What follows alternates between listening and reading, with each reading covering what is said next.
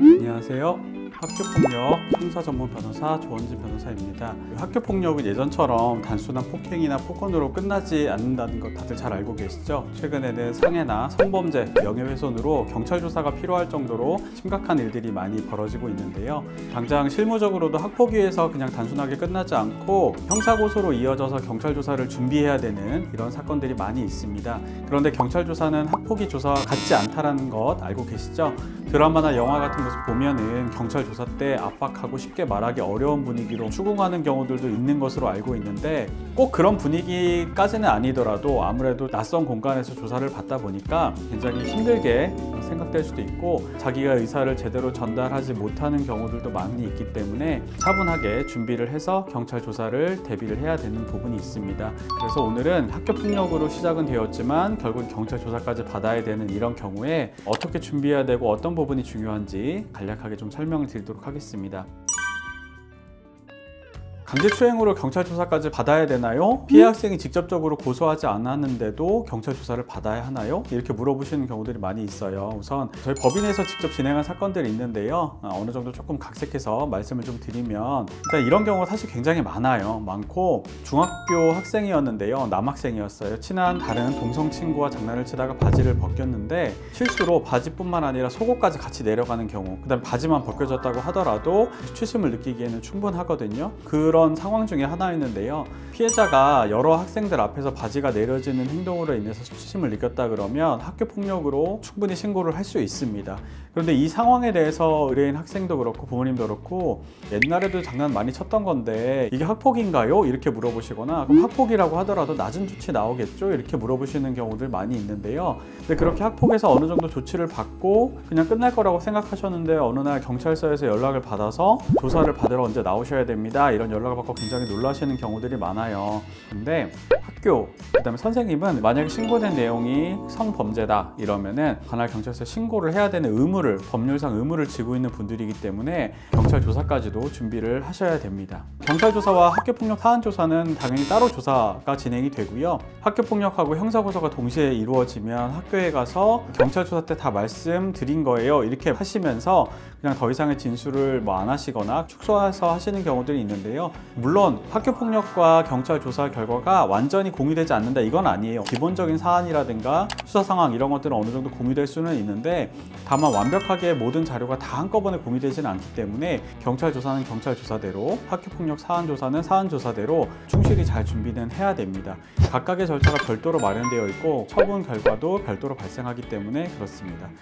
이런 사안에 만약에 연루되어서 경찰 조사까지 진행이 될 수 있다는 부분 염두에 두고 있다 그러면 초기에 아이가 편안하게 얘기를 할 수 있는 분위기를 좀 만들어서 최대한 있는 그대로 좀 사실관계를 확인하는 게 중요하고요. 확인한 것을 바탕으로 학폭위와 경찰 조사에 좀 일관성 있게 대응하는 것이 중요합니다. 결국에는 진술을 구체적으로 일관되게 한다, 이 부분도 중요하지만 방향성이거든요. 인정할 것인지 아니면 사실과 다른 부분이 있어서 부인할 것인지, 이런 부분들에 대한 초기 방향성을 잘 설정을 해야지 사안이 너무 심각한 방향으로 흘러가지 않고 잘 해결될 수 있다, 이렇게 생각하시면 됩니다. 일관된 진술이다라고 평가받기 위해서는 어떻게 해야 되는지를 말씀드리면, 첫째는 이제 허위 자백이나 실언 이런 것들을 하면 안 되고요. 왜냐면 허위 자백을 하게 되면 나중에 사실관계라든가 관련 증거에 따라서 허위라는 게 밝혀지면 진술을 바꿔야 되기 때문에 일관성이 사라지게 되는 것이겠죠. 그리고 또 아이들의 연령이나 특성도 좀 고려를 해야 됩니다. 아이가 어리고 하다 보면은 낯선 어른들이 추궁하는 상황, 그다음 물어보는 상황, 부모님한테 혼날까봐 이런 여러 가지 이유 때문에 정리되지 않은 상태에서 진술을 하는 경우들이 많이 있어요. 그렇기 때문에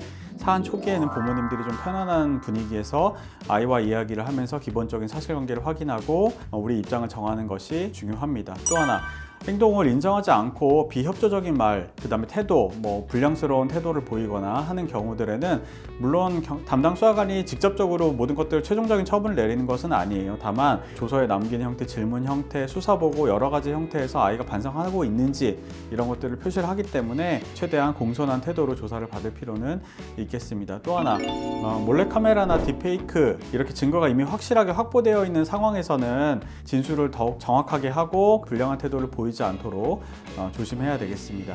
특히 이제 청소년 사건에서는 이제 아이의 반성, 개선 이런 것들을 법원에서도 굉장히 중요하게 생각해요. 그렇기 때문에 내가 뭐 잘못했는데요? 내지는 걔도 그랬는데요? 옛날에는 이런 부분들은 다 괜찮았는데요? 걔가 싫다는 말 안 했는데요? 이런 식의 반응보다는 상대방의 입장을 최대한 이해하려고 노력하고 상대방의 감정에 공감하는 모습을 보여주면서 자신의 행동을 반성하고 앞으로는 이런 행동하지 않겠다, 이런 태도를 보여주는 것이 중요합니다. 실제로 이제 뭐 성희롱이든 성범죄 했던 학생들이 사안이 조금 경미하다고 판단이 돼서 보호 처분으로 충분히 끝날 수 있었음에도 불구하고 이런 불량한 처분 때문에 일반 형사법정으로 가거나 소년분류심사원을 거쳐서 소년원에 가는 경우들이 많이 있었어요.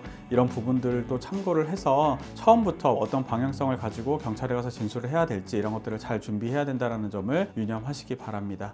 또 여기서 이제 추가 질문 나올 수 있는데요. 경찰 조사를 하면 학교에 알려지게 되나요? 이 부분 많이 걱정하시는데요. 원칙적으로는 미성년자가 경찰 조사 받는 것은 학교에 자동으로 통보되거나 하진 않습니다. 근데 만약에 소년분류심사원이나 소년원 같은 시설에 수감이 되면은 학교를 출석하지 못하기 때문에 학교에 알려지게 될 수밖에 없어요. 그렇기 때문에 일반 형사법정으로 가지 않도록 하는 것, 그리고 가정법원에 가서 소년원이나 분류심사원 가지 않도록 이렇게 최대한 수사 단계에서부터 법률 전문가의 도움을 받으시는 것을 추천을 드립니다. 또 이 질문도 많이 하시는데요. 촉법소년이 무엇이고 만 14세 이상 어떤 차이가 있죠? 이런 부분들 요즘은 이제 많이들 찾아보셔서 잘 알고 계실 텐데, 이제 애들도 이런 것들을 많이 물어보는 경우가 있어요. 저 아직 청소년인데 경찰 조사 받아봤자 저 처벌 안 받잖아요. 이렇게 이제 대충 찾아보고 물어보는 친구들이 있는데요. 현실은 좀 다릅니다. 물론 아직은 만 10세가 되지 않은 연령의 학생이라 그러면 처분이 내려지지는 않고요.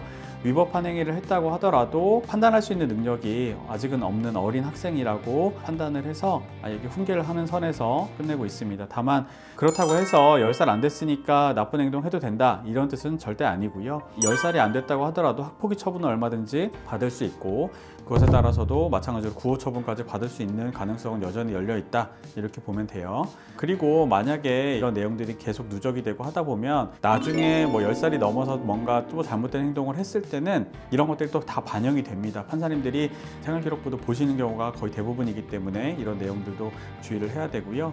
촉법소년은 만 10살 이상에서 만 14세 미만에 해당하는 연령인 우리 학생들을 말하는데요. 형사 재판은 받지는 않지만 소년 보호 재판은 당연히 가능하고요.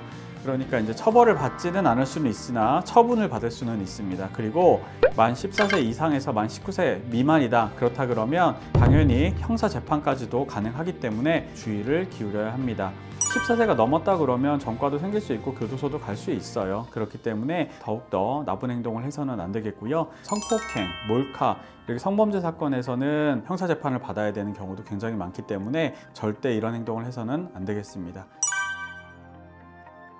오늘은 학교폭력 사안으로 시작은 됐지만 결국에는 거기에서 발생할 수 있는 여러 가지 경찰 조사 상황에서 좀 주의해야 되는 부분들에 대해서 말씀드렸는데요.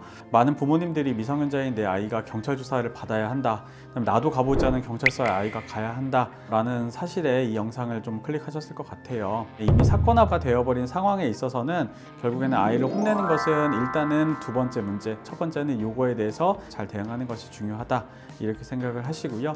아무리 이제 부모님이 많이 챙기시고 이 영상을 보신다고 하더라도 혼자 진행하시고 하다 보면 여러 가지 어려운 부분도 있으실 거예요. 법률 전문가 도움을 받아서 함께 헤쳐나가시기를 권유드립니다. 오늘 영상도 여러분에게 도움이 되셨으면 좋겠고요.